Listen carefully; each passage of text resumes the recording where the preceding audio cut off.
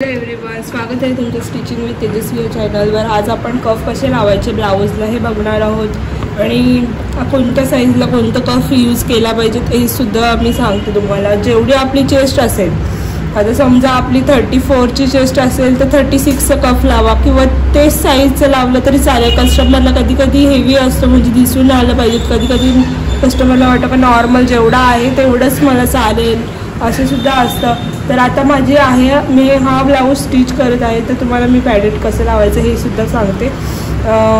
माझी आहे 32ची चेस्ट आहे तर मी आता याच्यात लावणार आहे 34चे कफ। मी घेतले आता 34चे कफ घेतलेले आहेत। ओके, दिसतो तुम्हाला?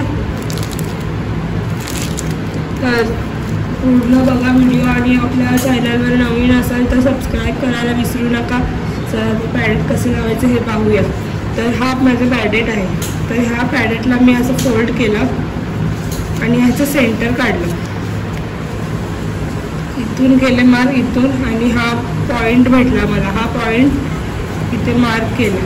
ओके, पॅडेट कसा होता माझा, मी पॅडेटला कसा जो आपला मधला भाग होता इथून नाही मार्क केला, आपल्याला मेन कुठून हे करायचं मार्क, जो आपला कफ आतमधून येतो तिथून आपल्याला करायचं आहे। मग हा बघा मी इथून असं फोल्ड केला, मग अशी मार्जिंग करून घेतली, हा सेंटर काढला। सेम दुसरा कफचं सुद्धा तसंच करायचं आहे, सेम तसंच करून घ्यायचं आहे।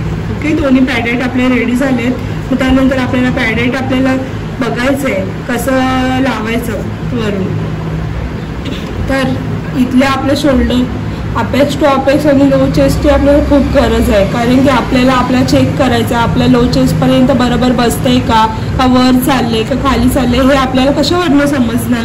तर आपली लो चेस्ट आहे याची 12ची आहे लो चेस्ट। ओके, तर 12ची लो चेस्ट आहे म्हणजे shoulder to low chest. Okay, तर अपेक्स टू अपेक्स आहे याचा 6.50चा आहे आणि शोल्डर टू अपेक्स आहे 9 इंचाचा। तर शोल्डर टू अपेक्स 9 इंचांचा आहे, तर आपल्याला याच्यात हाफ इंच प्लस करायचं, कारण की इथून हाफ इंच स्टिचिंगला जाईल ना।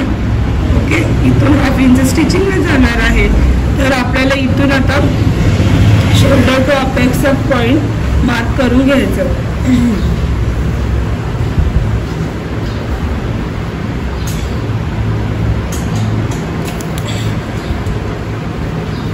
शोल्डरवर ठेवला, इथून काय केलं 9 होतं ना माझं, मग त्याच्यात मी हाफ इंच वाढवलं, कारण की हाफ इंच का वाढवलं होतं, वरून फिटिंगला जाईल म्हणून मी हाफ इंच वाढवलं। मग इथे मार्क केलं, किती 9.50वर मार्क केलं। ओके, मग आता हा अपेक्स टू अपेक्स का पॉईंटची गरज आहे, कारण की आपण जो अपेक्स टू अपेक्स पॉईंट घेतो मग आपल्याला तो सेंटर प्रॉपर भेटतो, आपल्याला कप सुद्धा कुठे मार्क येतो ते असं बघावं लागत नाही। मग परफेक्ट आपण या पॉईंटलाच आपण मार्क करून घेणार आहोत।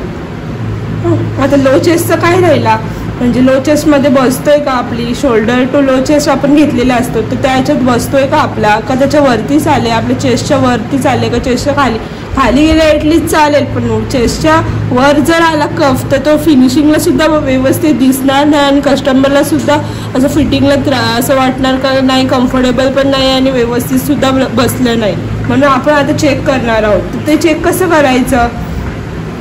आता माझी लो चेस्ट आहे 12ची। ओके, 12ची लो चेस्ट आहे। ओके, त्याच्यात मी शोल्डर टू अपेक्स म्हणजे शोल्डर टू अपेक्स कितीचा आहे 9 इंचाचा, तर मग याच्यात डिस्टन्स किती राहिला 1 2 3चा राहिला। तर इथून मी सेंटरवरून माझ्या 3ची मार्जिंग येते का बघायचं आहे, तर कितीचा फरक पडला बघा, 1 लाईनचा फरक पडला, तर 1 लाईनचा काहीच एवढा काही प्रॉब्लेम्स होणार नाही। ओके, बघू शकता 1 लाईनचा फरक पडला, मग तेवढा काय होणार नाही, हा परफेक्टली बसून जाईल। तर आपण घेतलं कसं ते तुम्हाला समजलंच ना। मग आपण हा पॉइंट आहे ना, हा पॉइंट आणि जो मार्क केलाय हा मार्क केले आणि हा मार्क केले, ह्यांना जॉईंट असं मार्क जॉईंट करून घ्यायचं आणि असं पिनअप करून घ्यायचं। मग आपण हा सेंटर काढले बघा, दिसतोय का, हा सेंटर काढले, मग इथून आपल्याला स्टिच करायचे। तुम्ही फुल फुल पण करू शकता, हाफ पण करू शकता, तुमच्यावर आहे. आता मी तर एवढे कितीच मारणार आहे. तुम्हाला जर फुल मारायचं तर फुल सुद्धा मारून घ्या.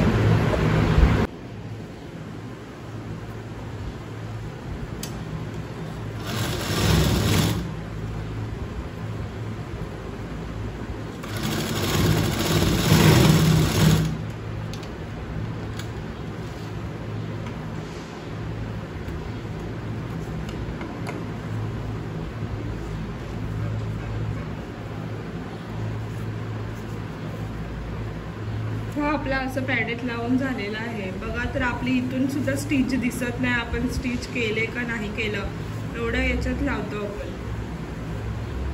इथून स्टिच केली, इथून केलं आपण, म्हणजे ना आपल्या इथल्या साईडला सुद्धा आपली स्टिचिंगची एवढ्या फिनिशिंगमध्ये आपलं बसून जातं.